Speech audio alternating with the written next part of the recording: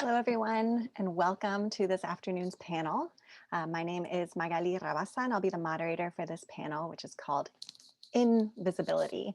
And I just want to say that I love the title of this panel so much, and it makes me really feel at home because I'm a scholar of cultural studies, and in cultural studies, we love playing with titles with punctuation and symbols, as this title does, to really make us think through invisibility and the overlaps between visibility and invisibility, as we will be today.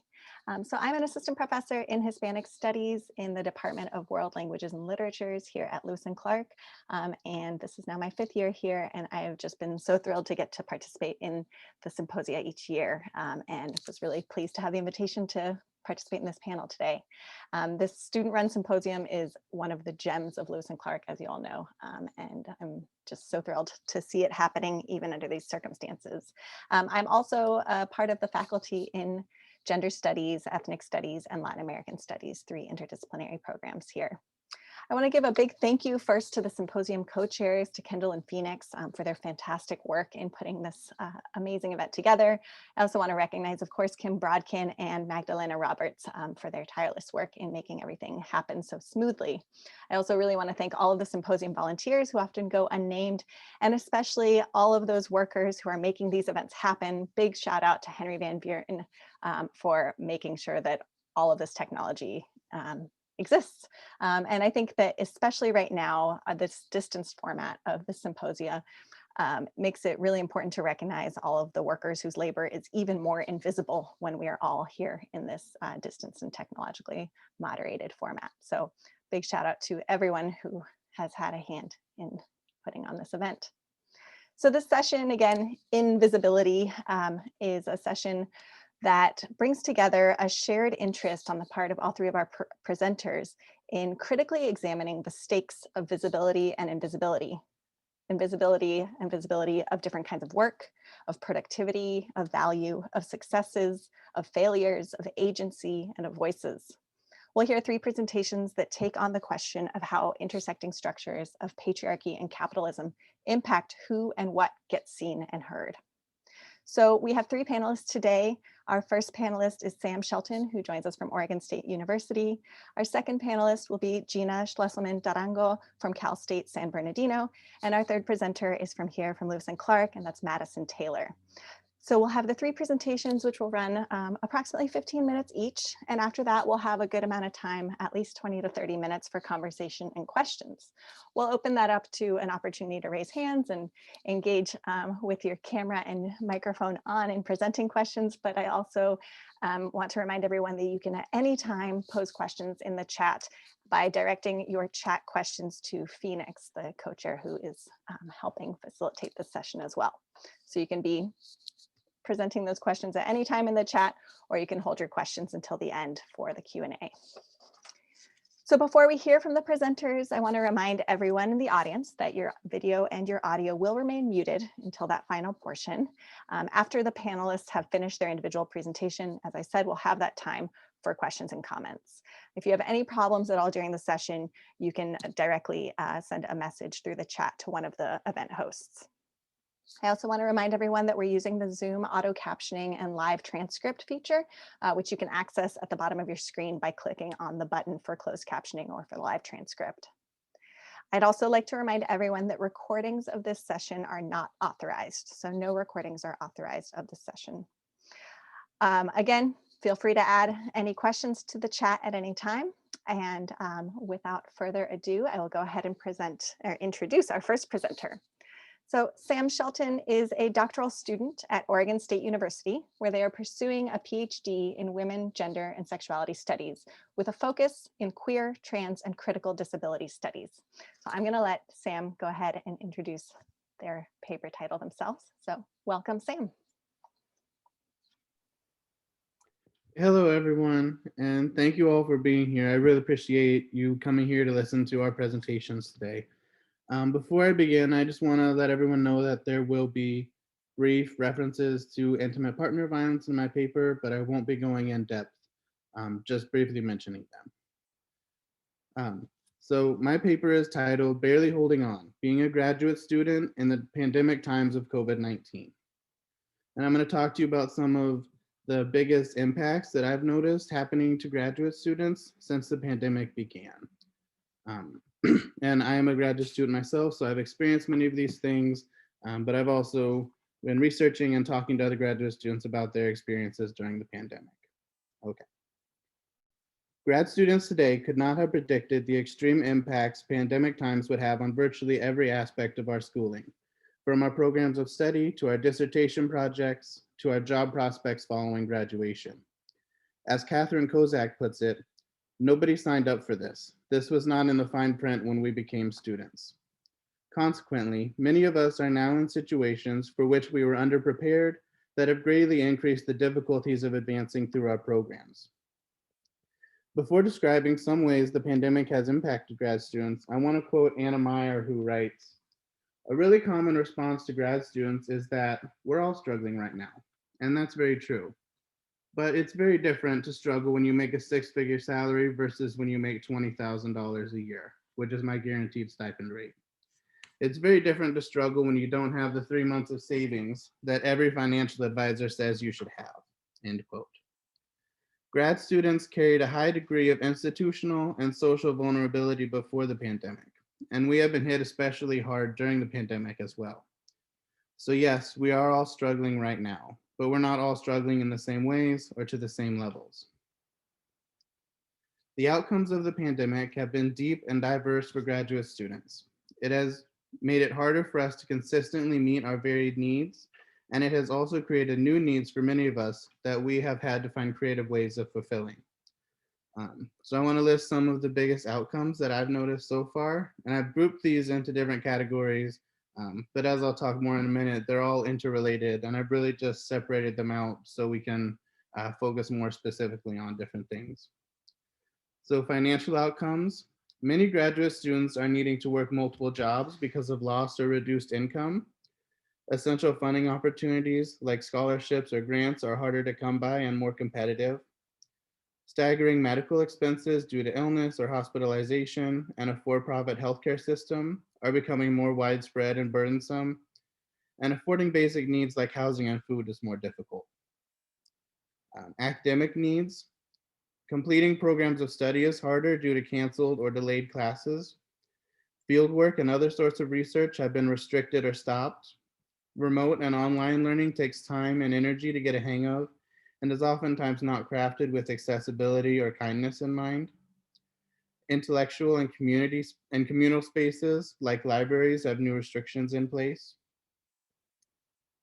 Some of the social outcomes include networking and forming meaningful relationships takes more energy. Traditional spaces for relationship building like conferences have been canceled, postponed, or moved online. Cohort and department or program gatherings are less common and take more energy to set up and participate in. Friendships and collaborations may be harder to sustain from a distance. Some familial needs. Grad students may need to spend more time caring for family members. For example, bringing medicine or groceries to parents, organizing vaccination trips, and stuff like that. Safe and affordable childcare has become more difficult to find, and many schools are partially or entirely online, so children are home more often, which means there's a greater need for childcare. And many grads have been isolated with abusive or harmful family members. Mental and emotional impacts include delays in academic progress, research, goals, publications, etc., often result in worsened self-esteem. Feelings of belonging that counteract imposter syndrome may take more effort to cultivate. Fear, depression, and isolation can hinder movement, leading to doubt about one's competency and the significance of their ideas or their potential. Um, there have also been community impacts. So many grad students are spending time in service to their communities, for example, taking part in mutual aid movements or protests. Many communities are less available or accessible, for example, for interviews or participatory research. And vital community resources and spaces have been closed or defunded, meaning grad students have less support and access. And then career needs. The future of academic job markets is more uncertain than it has been in a long time. Isolation and distancing from professional networks has greatly impacted many grad students' careers. For example, in terms of getting access to letters, knowledge about research opportunities, and things like that. Um, Grad students are now competing for jobs, fellowships, etc., with a significant amount of other, often more established academics, which puts more pressure on us to perform. Um, and so, obviously, this isn't all of the impacts that the pandemic has had on grad students, but these are some of the ones that I think are most important or most relevant in the pandemic today for grad students. And again, I've separated them out for clarity, but they are really deeply interconnected. For instance, lost or reduced income makes it harder for grad students to live away from their families, which means that many have been forced to move back into households that negatively influence their safety and or mental well-being. Similarly, barriers to connecting and spending time with friends and chosen family members can reduce opportunities for meeting mental and emotional needs like belonging and self-esteem. Furthermore, I want to recognize that even though these impacts are felt in different ways and at different intensities by all grad students, they are disproportionately carried by the most marginalized and vulnerable among us. Indeed, the pandemic has produced vulnerabilities across the board, but the reality is that structural inequities have guarded some students from more serious harms while leaving others exposed and with limited protection.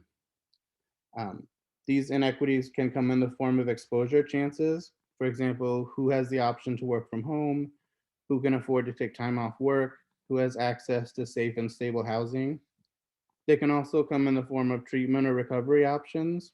For example, who has access to decent health care, who can find the time and resources to get tested, who has the easiest access to vaccinations as they become available.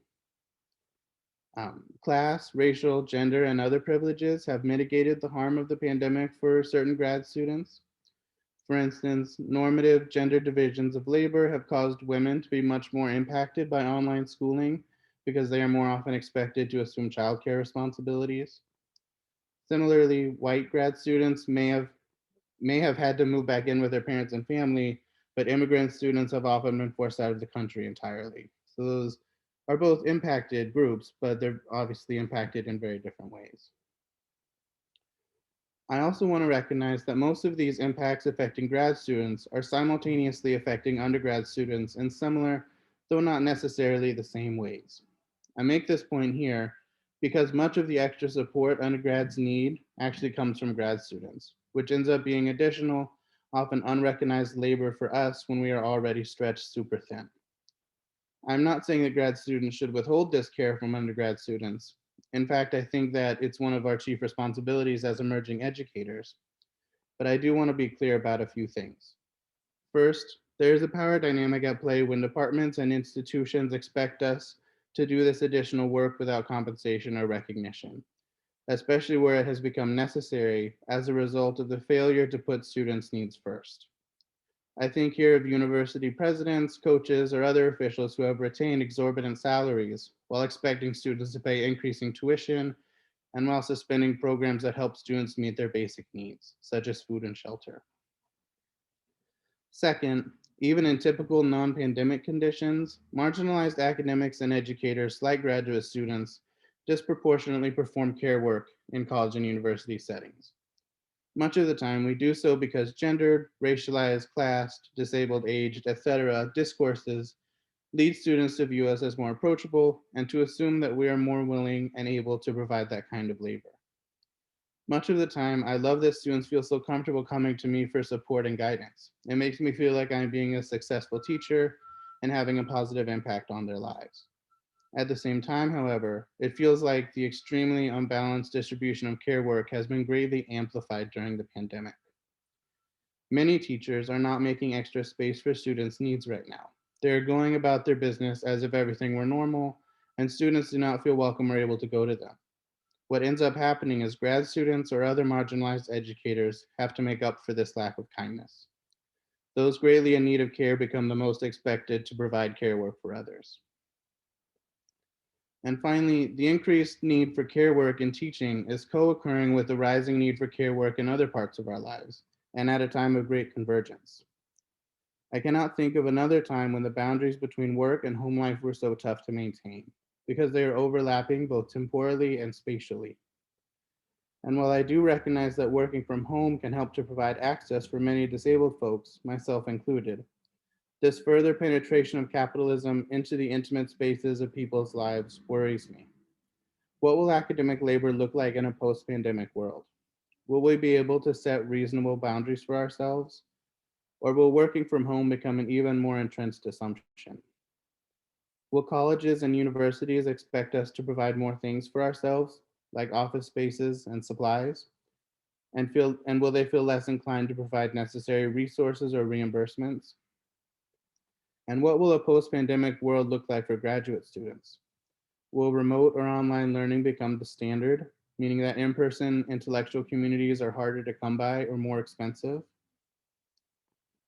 On top of all these things, departmental and institutional policies and regulations restrict grad students' ability to meaningfully engage in care work with our students. The challenges we encounter are also connected to the constraints of our positions. Many graduate teaching assistants have limited to no control over the courses we instruct and limited to no power to adjust course syllabi, meaning that building access for ourselves and our students can be a lengthy, overwhelming, and at times disheartening process. Even minor tweaks can require outside approval. While this is freeing for some, the inability to support students can carry a profound emotional toll on any grad students who feel stuck or powerless to meaningfully respond to the current situation. In addition to restrictive policies and regulations, the broader effects of the pandemic have made care work more challenging to take on for several reasons. In addition to teaching different amounts and kinds of students, many graduate teaching assistants are also having to pursue the knowledge and skills needed to teach in different contexts, such as online or remote courses. Learning to teach online or remote classes with care takes time and experience, and showing up for students in a meaningful way can be especially tricky when you only connect with them through email or Zoom. Grad students that have not themselves taken online courses typically lack models for this form of interaction and have to take on the additional labor of figuring it out for themselves. Plus, many of the students coming into our classes are inexperienced with online or remote learning, which means that they need extra guidance for how to be successful in these spaces as well. Despite the many obstacles presented by the pandemic that I have spoken about here, many graduate students cannot afford to leave teaching assistantships because doing so may increase the cost of graduate education to the point of becoming insurmountable. And most of us don't want to leave. My love of teaching is what keeps me in grad school and what brought me here in the first place. Further, we need all the teaching experience we can get if we want any chance at a job following graduation. Widespread layoffs of faculty and staff across the country means grad students are at a serious disadvantage. What would be most helpful for me and many other graduate students right now, sorry, I lost my thought, um, is for departments and institutions to actively work to eliminate the obstacles to continuing in graduate school and to generate opportunities for us to rest, recover, and heal during this exhausting time. Redistributions of labor would be especially helpful, and I think greater attention to the workload being expected of grad students is urgent. What was a reasonable workload before is in many cases unreasonable now, and what was unreasonable but still expected of grad students before should have been reimagined a long time ago. I think I'm running short on time, so I'm happy to talk about any sort of solutions or interventions more in the Q&A section. But I think I'll go ahead and end now and turn it over to the other presenters. Thank you for listening to me.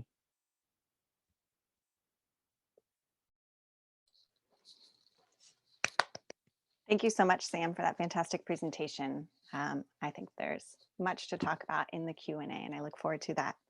Our next presenter is Gina Schlesselman Tarango. Gina is Associate Librarian and Coordinator of Library Instruction at Cal State University, San Bernardino. She's published extensively on issues related to gender and race in librarianship, as well as critical information literacy in higher education. In her writing, she also draws from her own experiences to explore reproductive failure and its attendant labors, from the affective to information consumption and production. So please join me in welcoming Gina, and I will turn it over to you now.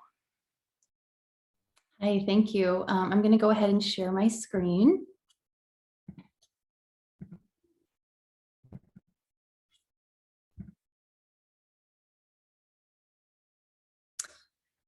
Okay, so the title of my talk is Reproductive Failure, Neoliberal Bodies and Invisible Labor.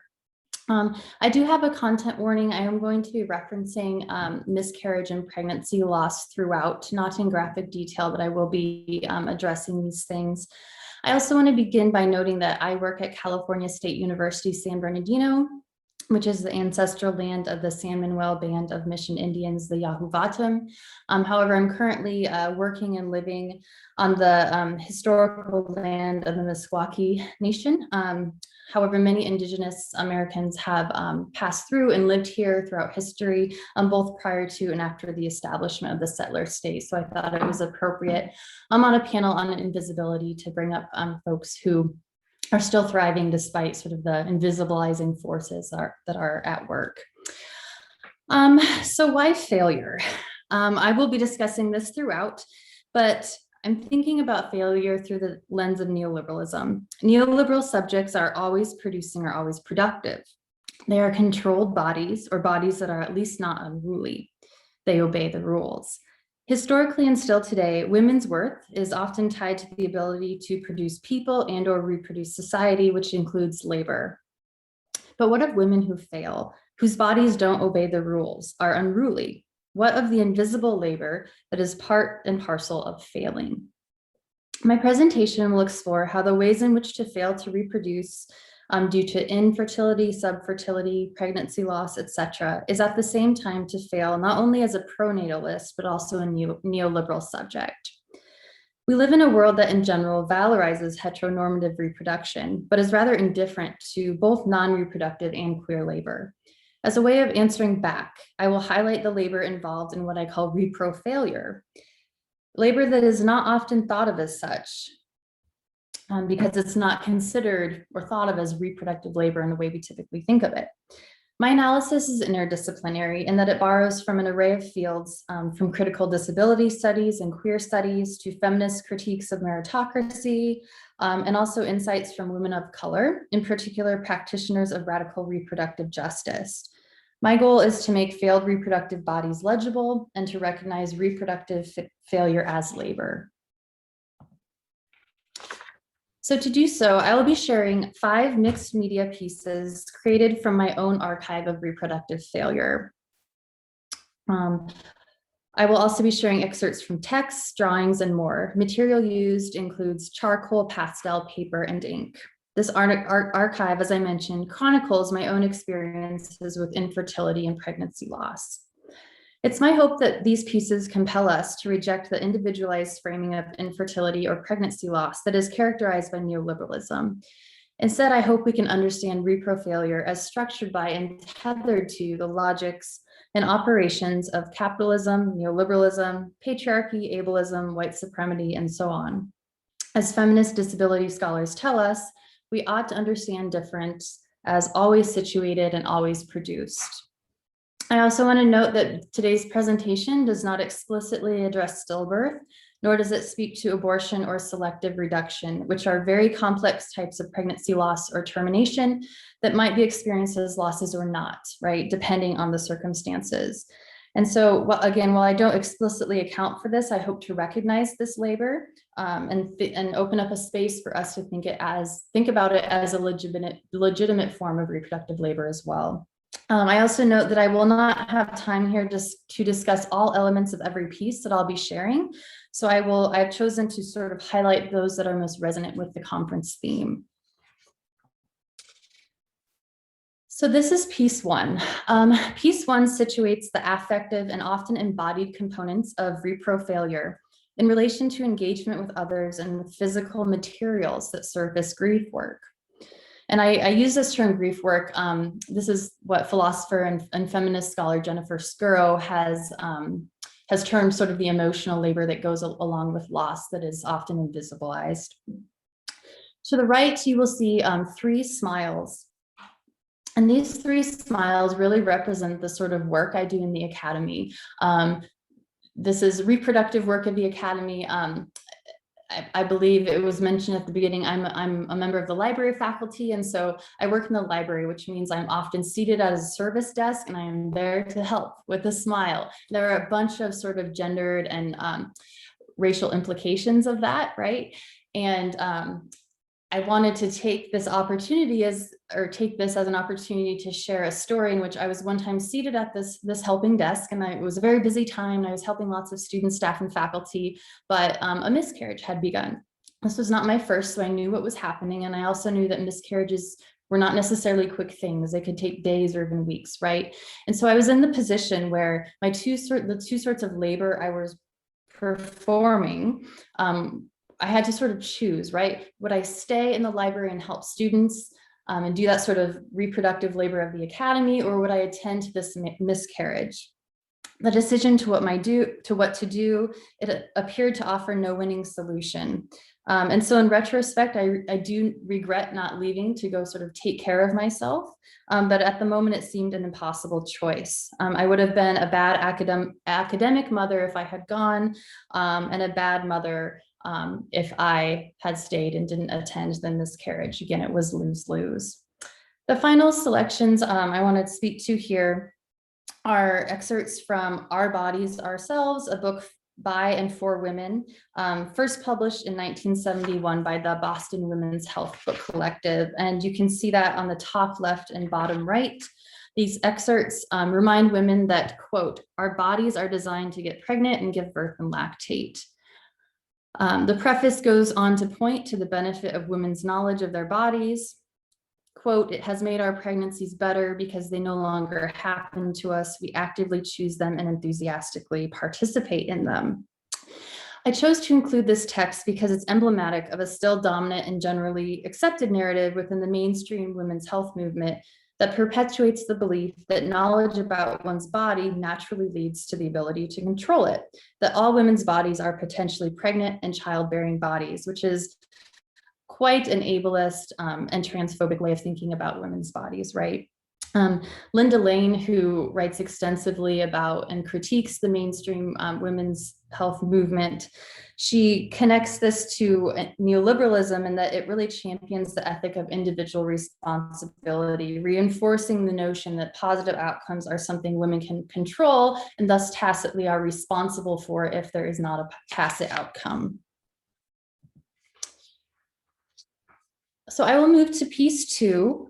Piece two, as you can see, I have a lot of prescription bottles here. These were prescriptions that I actually took myself in my quest to achieve and keep a viable pregnancy, as they call it in the medical world.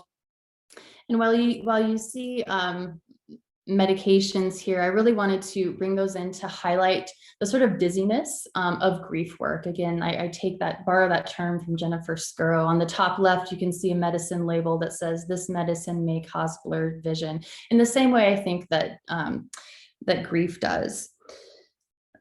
At times when I could not reproduce, I could therefore, because of the dizziness of the grief I was experiencing, function properly as a librarian. And so my failures seemed to really be magnified. For failure in one realm meant failure in both. Getting over, therefore, also meant getting back to normal, or more appropriately, back to work, revealing how the absence or denial of affect produces the prime conditions for productivity. Often, if one is dealing with infertility or pregnancy loss, the grief is disenfranchised, and that's a term meaning that there's not really recognition of it. And I think that neoliberalism really plays a role in this because it is something that values results, a product. You've done something, right? Nothing has been wasted. There's something there. And so in valuing the concrete and the material, the non-productive body is considered, and I'm borrowing from Scurro here, active only in its leakage and expulsion. The reproductive event is written as non-productive because it fails to produce an outcome, and the labor is made invisible, the devastation devalued, the experience shamed. You can see on the top here, I have the smile that we saw in piece one, and this points to the fact that this narrative and normalization of pregnancy is always resulting in a sort of happy bouncing baby, right? A healthy child. That's the meta narrative. And so for those of us who don't have that experience, that frames one's experiences of grief and renders them sort of strange and unexpected and quite isolating. Moving on to piece 3. This piece really represents the sort of information work that I was engaged with throughout my experiences with infertility and pregnancy loss. You can see here, I have a definition of miscarriage from the Oxford English Dictionary in the top right, as well as some sort of historic anatomical models on the left, and some books on the bottom right. For me, reproductive failure was so much an experience of loss and control that an obsessive seeking and documentation of the medical literature was one way to exercise some level of control. Like other white women, I was used to achieving the goals that I set out to achieve, but pregnancy loss and infertility really revealed the faulty logic of meritocracy, the idea that you can work hard and control as many variables as possible gets you what you want. That's not the case, right? Grit won't get you pregnant. The 3 black blocks here in this piece are meant to represent 3 very well-researched, well-timed, highly medicated, clearly negotiated, and scientifically sound attempts at intrauterine insemination that failed. All of the research I had done and subsequent confidence I had invested in a successful outcome, all the trust I put in my caregiver's expertise was for naught. Piece 4 is an answer to the disappointment piece 3 presents, and it is an account of the turning away from official channels of information, a rejection of expertise and authoritative spaces. On the left side of the piece, we see 3 predominant social institutions: the university, the church, and the medical establishment. Negative affect in these spaces is shut up and shut out, explained away by some neat narrative, even if in my case, that narrative was simply one of unexplained infertility. As far as the medical establishment, once, for example, a miscarriage is confirmed, or if you are no longer a paying patient at the fertility clinic, you are expelled. Your body is no longer considered relevant, nor is the labor that you are engaging with. And that labor could be corporeal labor, right? Bleeding, spotting, uterine twinges. It could be mental labor, doing research, if you choose to pursue adoption, emotional labor of just sort of processing what's happened. This ceases to be of interest in the medical establishment. It's not in their eyes productive. So the final piece here, piece 5, this is the piece that draws most heavily from my own archive of reproductive failure. Here I incorporate evidence of my own losses that chronicle quote unquote wasted time. Piece 5 demonstrates the types of documentation that go along with and at the same time can produce grief. On the top left, we see a hysterosalpingogram image. This image also appeared in piece 3, but this time it's anatomically coded. Hysterosalpingogram is a procedure in which dye is inserted into the uterus. This is done so that they can get sort of a view of what the shape of your uterus, and also as a way to see if there's any blockages in the fallopian tubes. Again, this image this time is marked and anatomically coded. Marking and coding comprises much of the information work of quote unquote trying. On the bottom left, we see a sample charted ovulatory cycle. Such tracking of daily temperatures often is expected when trying to conceive. Yet one more method encouraged in the effort to attempt to control the act of reproduction. It is work undertaken to guarantee a positive outcome that cannot be guaranteed. Taken from the first edition of Our Bodies, Ourselves, a monthly chart such as this can instead quickly become a marker of failure, a diary of the days when ovulated, copulated, and when menstruation still came, chronicled over and over again. All of this charting is wrapped up in what they call fertility awareness. In piece 5 here in the center, we see this labor described as important and our urge to conduct it properly. This is taken from a more recent edition of Our Bodies, Ourselves, which I should say has become a more inclusive text, but still we find sort of lingering remnants of the mainstream messaging surrounding fertility.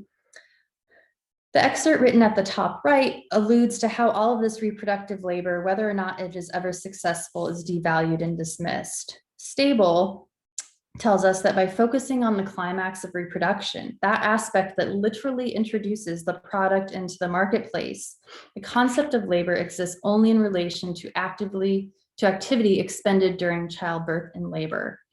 So a number of folks have advocated for a better feminist theory of gestation, and I also argue that we need a better theory of the experiences of infertility despite the ultimate outcome.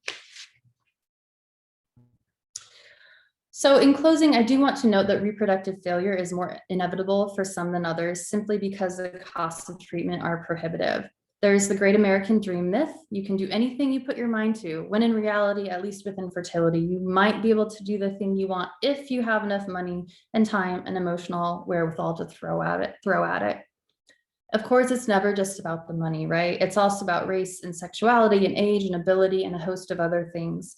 Indeed, our society is built around and cheerleading for the reproductive success of particular bodies, and really trying to restrict the reproductive capacity or potential of other bodies. I end here with some questions that I'm still sort of thinking through, right? So what role might failure have in our understanding of the deserving or undeserving, fertile/infertile? How do race and class direct opportunities to address or cure failure? Is it something we want to address or ought to be cured?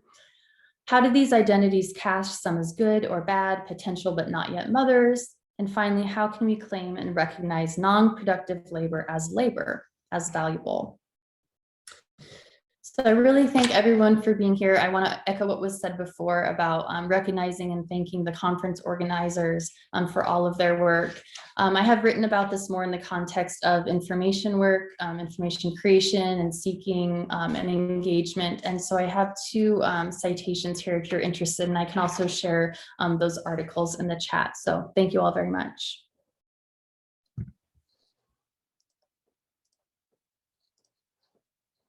Thank you so much, Gina, and please everyone join me in thanking her for her presentation. That's one of the really awkward Zoom things, is we can't applaud as we would in a shared face-to-face space. So I'm clapping for all of us. All right, we have our final presenter is Madison Taylor. Madison is a senior here at Lewis and Clark, double majoring in economics and rhetoric and media studies. She's co-leader of the college's chapter of the National Communication Association Honor Society and dabbles in theater and performance studies. While both of Madison's theses focus on sustainable fashion, she maintains a particular interest in racial and gender inequality and how those identities intersect.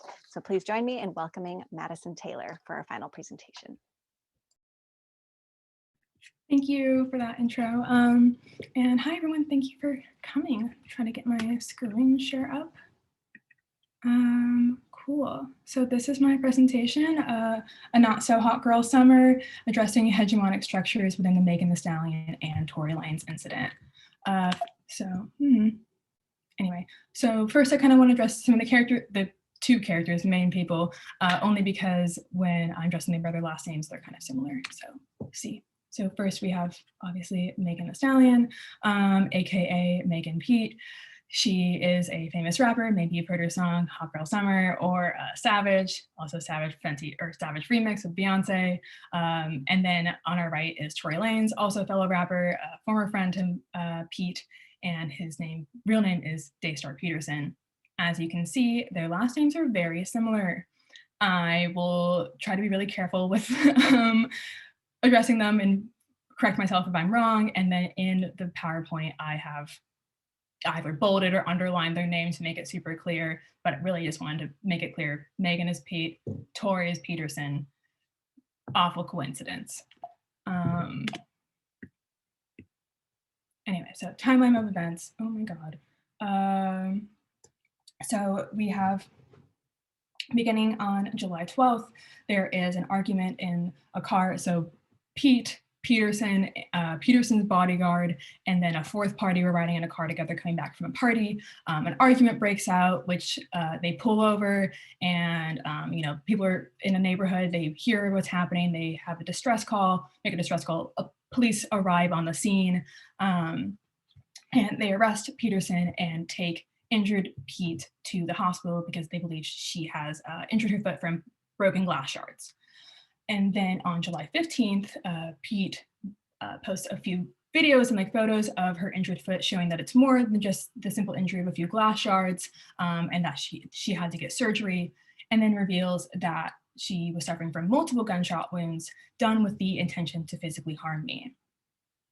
And then, there's a lot of speculation of what's happening and like who shot Pete, what's going on. So then it wasn't until a month later in August 20th, 2020, where Pete finally named Peterson as the assailant.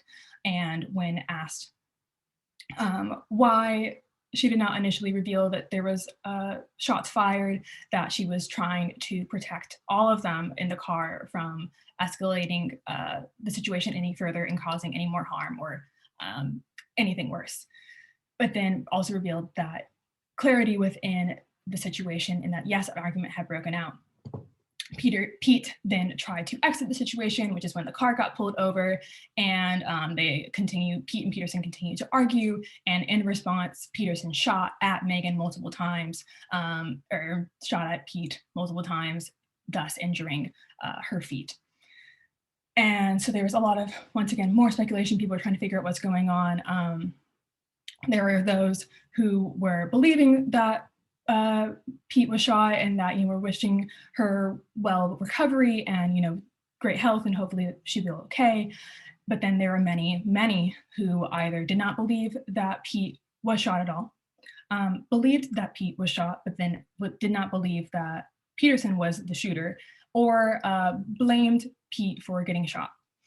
And then there were also a lot of fans of Peterson and his music, and so between when it happened July 12th and up until what we'll see in September 25th, Peterson has not made any public statement, has not said anything about what's going on. So all this is coming fully and totally from Pete's perspective and her own recollection. So then people were really anticipating Peterson's new album, hoping that he would address what had happened, and he did not disappoint. And Peterson dropped his new album Daystar on September 25th, 2020, and had a few lines in his song Money Over Fallout, where he says, one of which where he says, "Megan, people trying to frame me." And then, that only furthered the discourse of victim blaming and disbelief over Megan's recount of the story.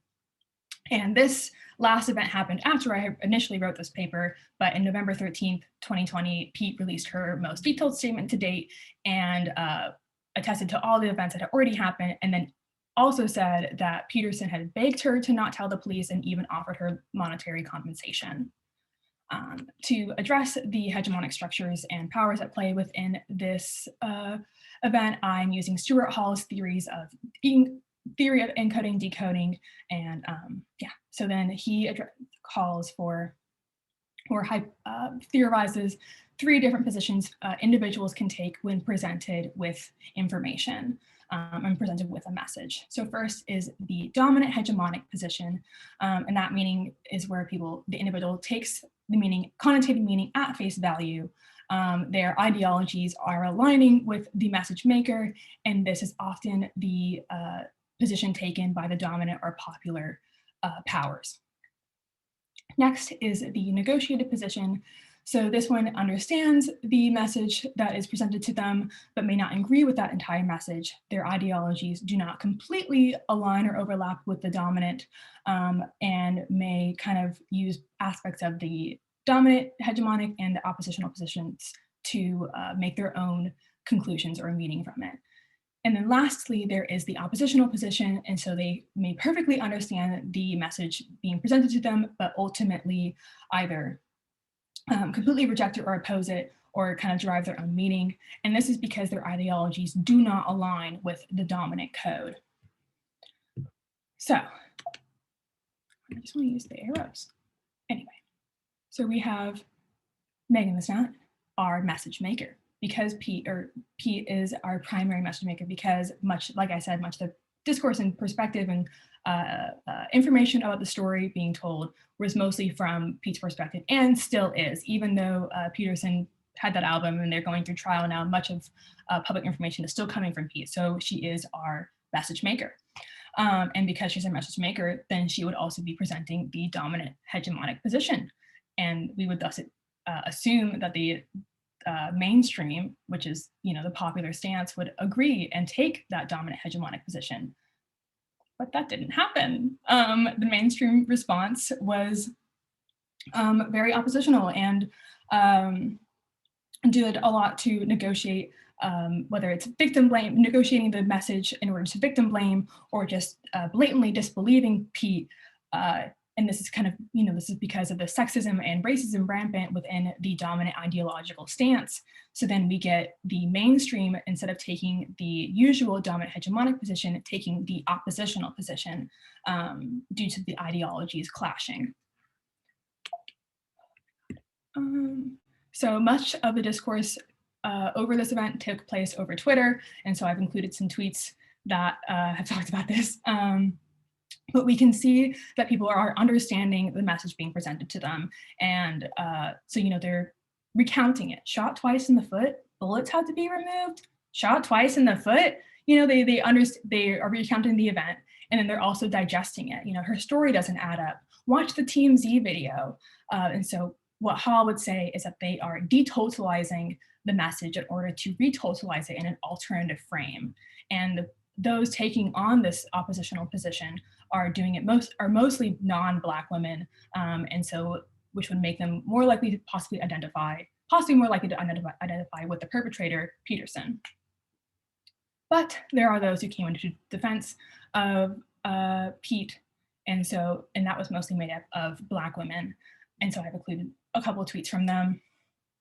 And I want to note especially Bradford at BT_Bennett, who addresses a lot of some, what's it called? I'm forgetting the word that I'm looking for, but this claim that Megan was a snitch because Pete was a snitch because she revealed that Peterson was the one that shot her. And so this is important because, one, we see Black women taking on the dominant hegemonic position and accepting the message at face value. And then we also see that those taking on the oppositional are doing so based solely on bias and their ideological stance. There's no question of whether or not the Peterson shot Pete. That happened. And so those who are taking on the oppositional are negotiating what's the message and questioning the proven narrative in order to, because they have a stigma against Black women. And so they do this extra negotiating and take on the oppositional because in order to uphold that stigma for their own benefit. I also think it is important to address the gaze in which Black women are initially receiving this message, in which also everyone is receiving this message. But TMZ released a video of like a helicopter video of the police arriving to the scene because of the distress call, and so we see them arresting Peterson and making Pete walk over to the car scene because of even though she had injured feet. And anyway, oppositional gaze, not to be confused with the oppositional position. The oppositional gaze is a theory proposed by Bell Hooks in response to Laura Mulvey's essay, Visual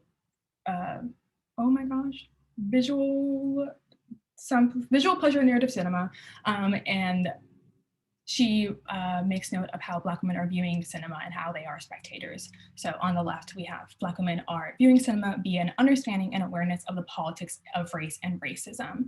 And so I propose that this theory goes beyond and transcends beyond just cinema and into any media form of viewing media form, and for example, Black women seeing the police confront another Black woman. And so when they are seeing and watching this video, it's kind of in a way where it's like, oh my, they're identifying with Megan. It's like, oh, that could be them. And they're seeing someone that's not being protected by those whose job is to protect them, and also not being protected by someone who is their counterpart in all ways but gender. And bell hooks also addresses the apathy of Black men to Black women in their role as spectators. And she says that in their role as spectators, Black men can enter and imagine a space of phallocentric power that mediated racial negation. And so thus they are coming at this, their perspective is going to be radically different from that of a Black woman simply because of gender, and that Black men are going to have more societal power just because of gender. And so while Black men are watching this video and they are seeing and possibly more likely identifying with Peterson, and so they are seeing someone who is in danger and seeing the danger, which is the police, and then on the other side is someone who is in a similar at-risk position, which would be Pete. But then when Black women are watching this, they are seeing two people who could or have already caused serious harm to them. And so thus Black women are put in this position of defense and understanding that non-Black women are not finding themselves in. Whew. In conclusion, the mainstream media took on the oppositional stance because of a misalignment of ideologies, whereas Black women took on a dominant hegemonic stance due to matched ideologies and the oppositional gaze. And time again, we see the disrespect and degradation of Black women, and this treatment of us really is so commonplace, and so it's such a pervasive phenomenon that it becomes a joke. And a lot of the tweets that were addressing this were doing so at the expense and making jokes at the expense of Pete. But this is no laughing matter, because as we can see, this is harmful and more often than necessary. That's not the word I want to use, but could also be deadly, whether it's in the way that Black women are treated in the medical field and are deemed whiny and then are 3 times more likely to die during childbirth, or whether it is during the Black Lives Matter protests, where you have our local Portland protester, Regina Gray, who has her son and mom threatened at their own house simply because she is fighting for her right to live. Or whether you're at a gender symposiums, study symposium, and there are only 2 Black women that I know of who are student panelists out of 30. There's, this is harmful, and sorry, I'm now blabbering, but, and then oftentimes the suffering does not get publicized, and when it does, it's short-lived because the suffering is so commonplace. And while Pete's was different,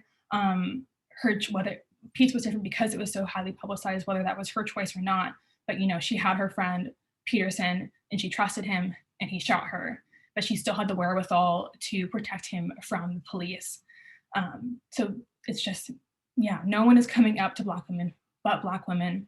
And this is evident in the way that Black women are treated day in and day out. And it is evident also in the love and support that we as Black women show one another. Thank you.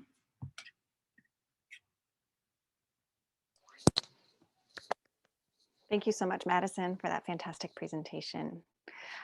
So we have a lot of time now for discussion and conversation. I want to remind everyone that we have access to the chat feature, so you can direct any questions to Phoenix using the chat feature.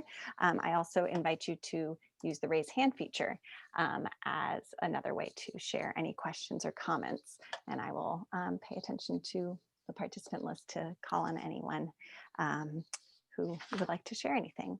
So I'm not seeing any hands quite yet. Phoenix, are there any questions that have come your way? Yeah, we have a question for Sam, and it is, what exactly do you mean by care work or teaching with care? Hi, thanks for your question.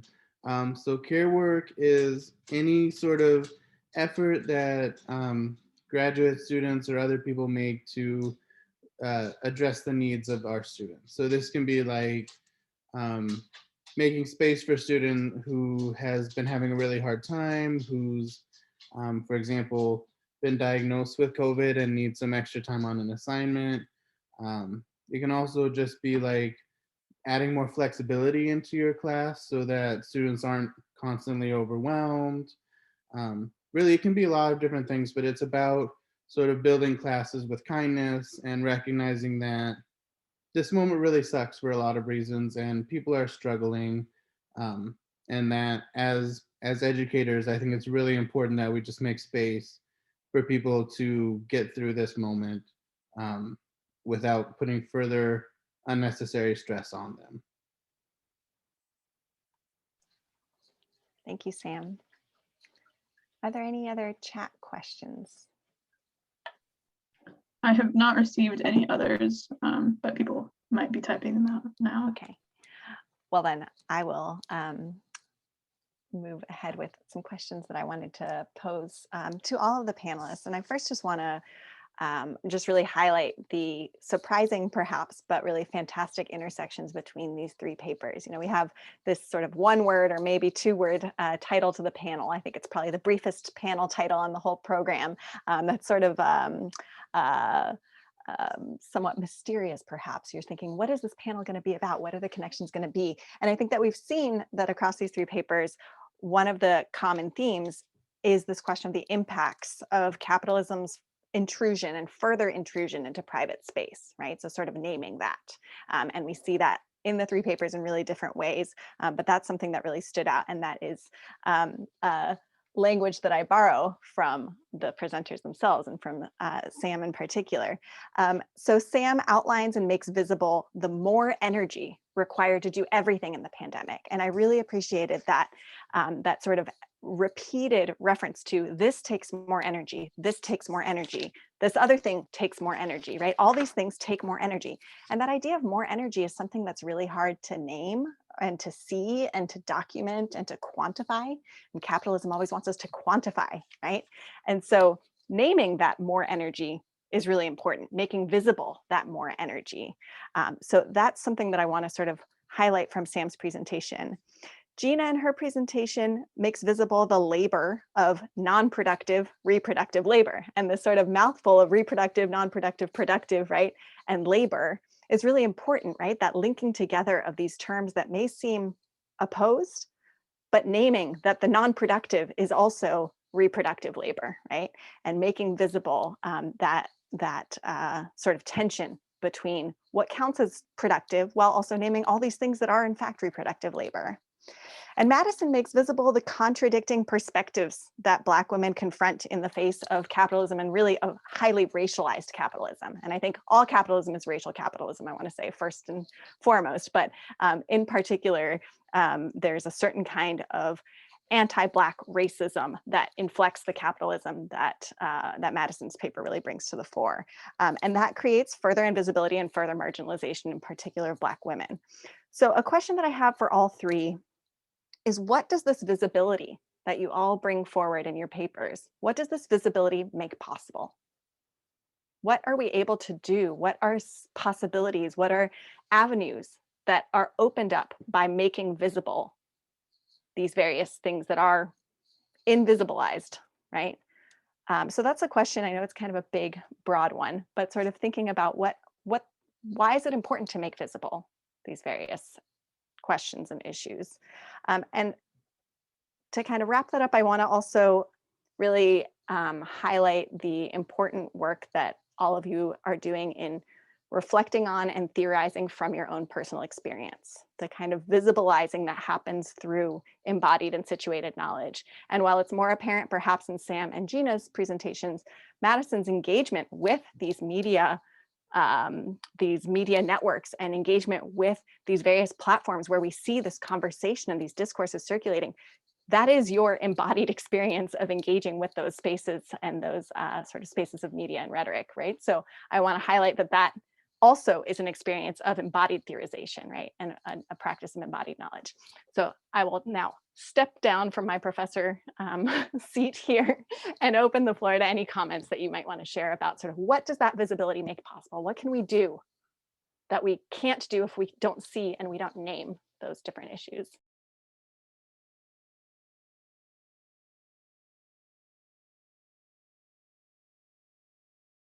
I can go if that's okay with the other speakers.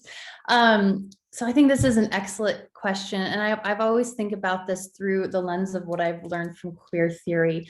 So thinking about non-reproductive futures, and that those are actually possible and value and legitimate futures is really important to me.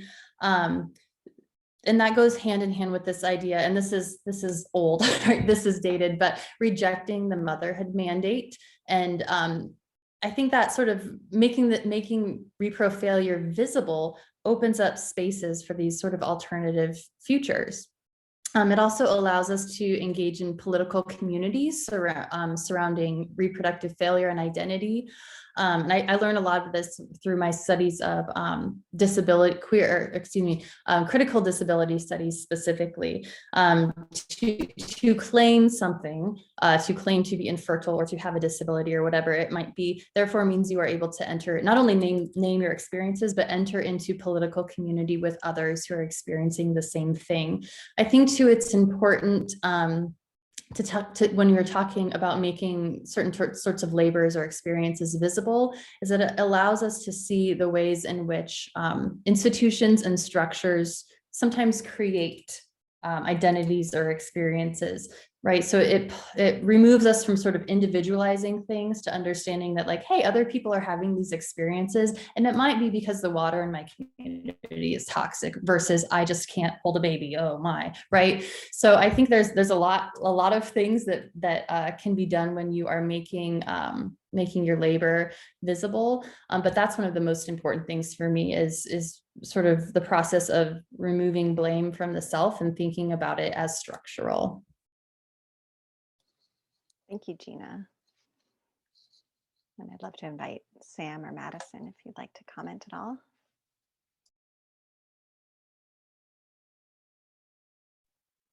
I can go. Go You for can it. go. Okay. First, sorry I'm so backlit. I'm in a really horrible position here, and I've tried to fix it, but I just can't. Anyway, so I think the quote I started with about being told that everyone is struggling right now, and that's like the common response to grad students are really especially struggling. I think that sort of invisibilizing rhetoric is really used a lot as a way to draw attention away from graduate students and other people who do a lot of the invisibilized labor in the academy. Like there's a huge difference between how people in higher education are suffering right now, and that's not really being acknowledged. And I think that happens a lot in grad students' lives too, by professors who maybe are well-meaning, but will say things like, that's just what academia is like, or this is just what a review process is like, but they're not really considering the broader sort of context of graduate students' lives, and how even if we experience a similar thing to, for example, our advisors or another professor in the academy, there's a stark difference because of how we're situated socially and politically in relation to them. And so I think really just naming the difference in experience is important because of how often, how often our experiences are erased or silenced. And there's a lot of attention that's just not given to what graduate students do to support higher education. Most of the available resources for COVID are directed towards undergrads. And like I said in my presentation, they definitely need and deserve those resources. But thinking about grad students is important too, especially considering how many classes we teach, how much unrecognized care work we often do in academic settings, and the fact that it's such invisibilized labor that's not being supported, and a lot of grad students aren't receiving very much care at all from their institutions. I think just naming that's really important in helping us to get through this particularly difficult time. Yeah, absolutely, Sam. And the timing of this is really, really striking. I was reminded today through my Facebook memories, right, that pop up, that 1 year ago, I was participating in the campaign supporting the UC Santa Cruz, the striking grad students at the UC Santa Cruz and grad students across the UC system, which I'm an alumni of and was a grad student at UC Davis and actually born at UC Santa Cruz. So lots of intimate ties there. But that was just, as before the pandemic unfolded, there was already that heightened visibilization of the exploitation of graduate students and their really unrecognized role in sustaining essentially all of academia in this country, right? And I just really, yeah, appreciate you bringing to the fore the way that that has only been exacerbated by the pandemic. Thanks. Madison. Yeah, thank you for this question. It's a really good question, actually. And I thank you all for your responses too. I love hearing about this. But I do feel like my presentation and my project relates far more to the visible part than the invisible part of the name of this panel, in that Black women, we see, and when we are watching all this play out, like this wasn't something new or surprising, we're all well aware about it. So for us, it's not invisible. So when bringing attention to this, I'm really more of a call to look for it to everyone else, to those who are not Black women. And in the absence of critical and deliberate race scholarship, we perpetuate this normalization of whiteness and this like standardization and foundationalizing of whiteness. Exactly, yeah. And so it's really, we need more of a call for scholarship specifically on that, rather than just focusing on like, yes, listening to the voices of BIPOC people, but also being critical and analyzing how whiteness is and the place of whiteness, and not just in relation to everything else, or in everything else in relation to whiteness. And I just want to read this quote really quick by Paula I'm gonna mess it up, Chakravarti. Anyway, so she says, our attention to citational representation is not about the pluralistic difference. It is about attending to structures of power embedded within knowledge production.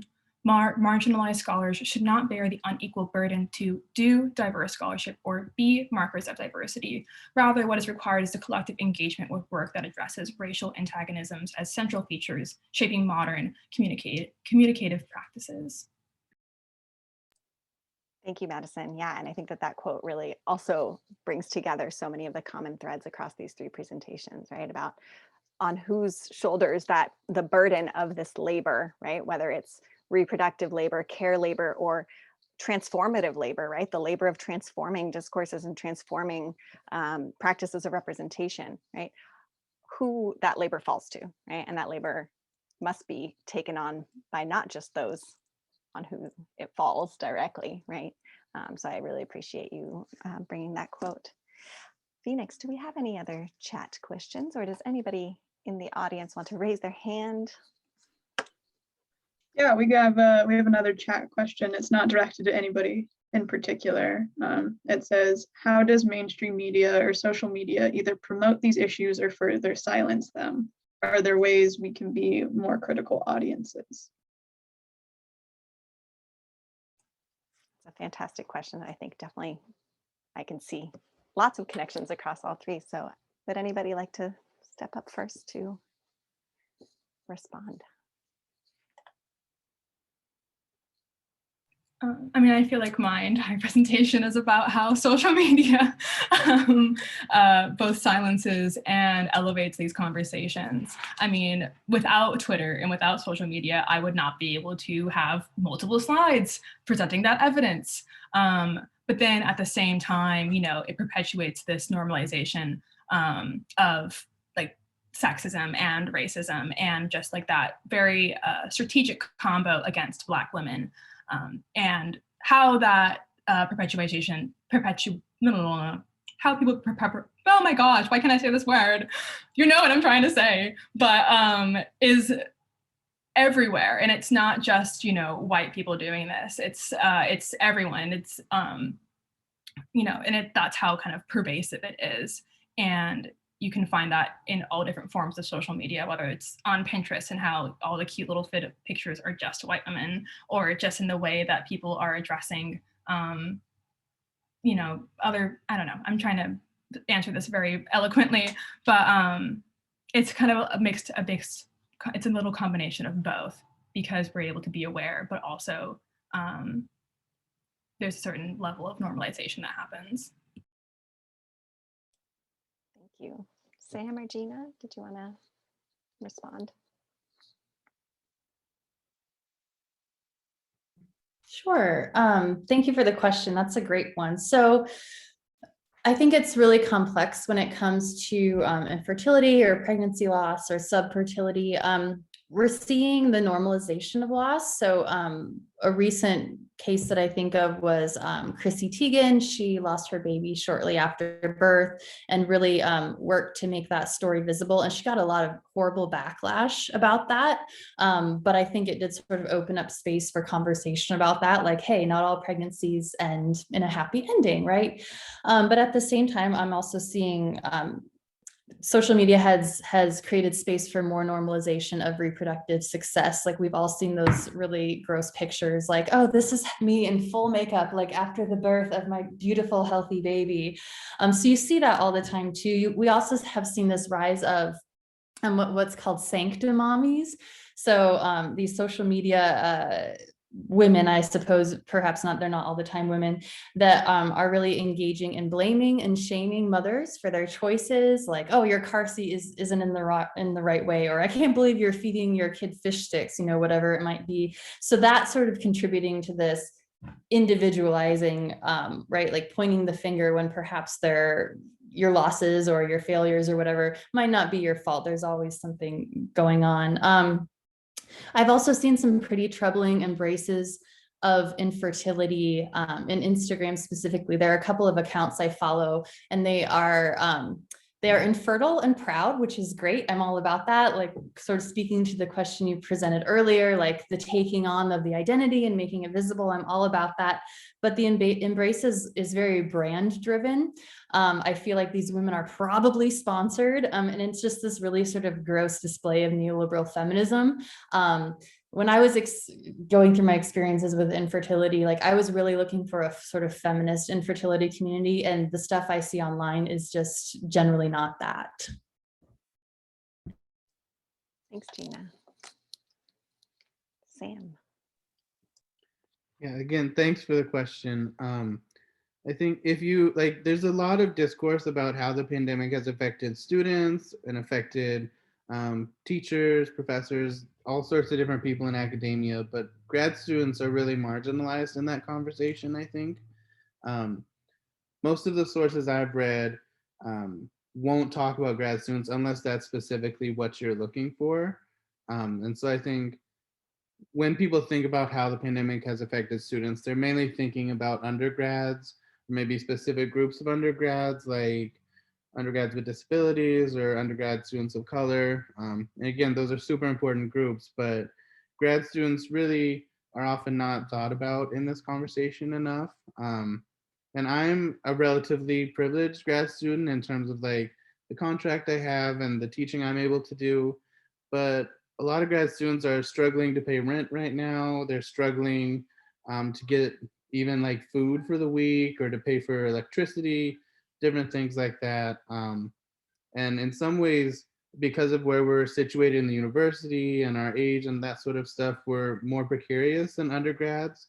And I don't want to set up a competition, but at the same time, I want to sort of think about like how that institutional precarity gets ignored and just invisibilized for the theme of this panel.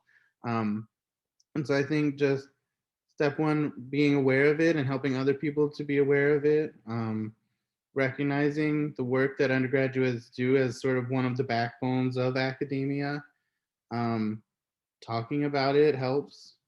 I think just using media to help recenter graduate students in this conversation, since they've been so invisibilized in many spaces, is really helpful. Thank you, Sam. Do we have any other questions or comments? There was one quick question in the chat that says, I love the quote shared by Madison. Could you repeat who it was from again? Or maybe if you want to send the name in the chat if you have it somewhere. I will send it in the chat. Awesome. Well, I just want to open then the space if there's any other comments from any of the presenters, if there's anything else you'd like to add or share before we close the session. I have a question for Madison, if it's okay. So I'm curious, what role do you feel that Megan Thee Stallion's sort of unabashed embrace of sexuality has played into how people read what happened?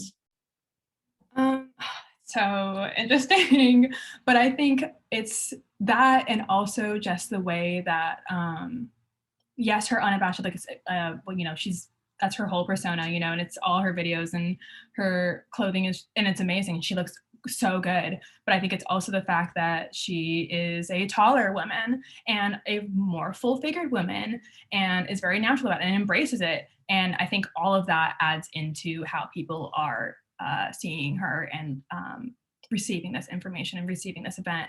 And also the fact that, like, when Megan was first coming up and still gets these comments, and a lot of them like allude to her being a man or calling her like a trans man as like an insult, and it's awful, and it's all that kind of discourse also around that, and just that kind of racism that is also just BS, which is, I'm sorry, I should have taken a second before jumping into the question, but I think that heavily informs it is my answer, and just the way that I think it makes it easier people to victim blame, both in the sense that they see her as an overtly sexual being, and then also are equating her with like male qualities, what in every part of her body. And so that also adds to the victim blaming, in that it's like, oh, like, why didn't you defend yourself if you're like taller than Peterson, so all of that kind of informs the way that people are going to be attacking her in this event.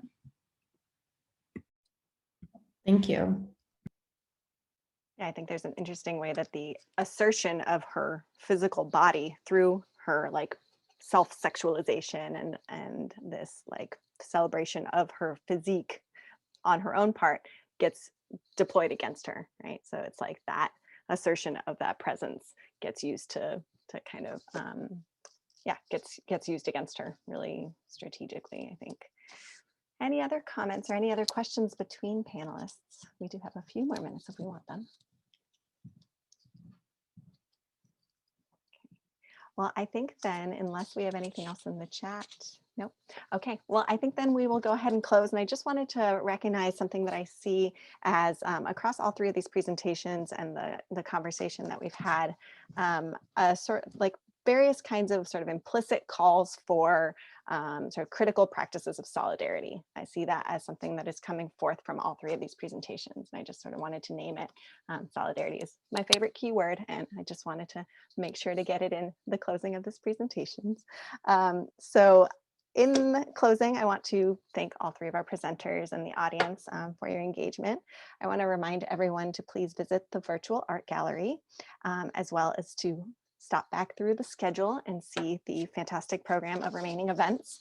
I want to highlight a couple of events of interest. Of course, we have the keynote tonight at 5 p.m.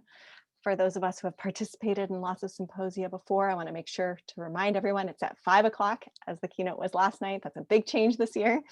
So we have Jennifer C. Nash with the presentation titled "In the Room, Women of Color Doulas in a State of Emergency," which I can see obvious tremendous overlap with Gina's presentation, and I want to really invite everyone to participate in that event tonight.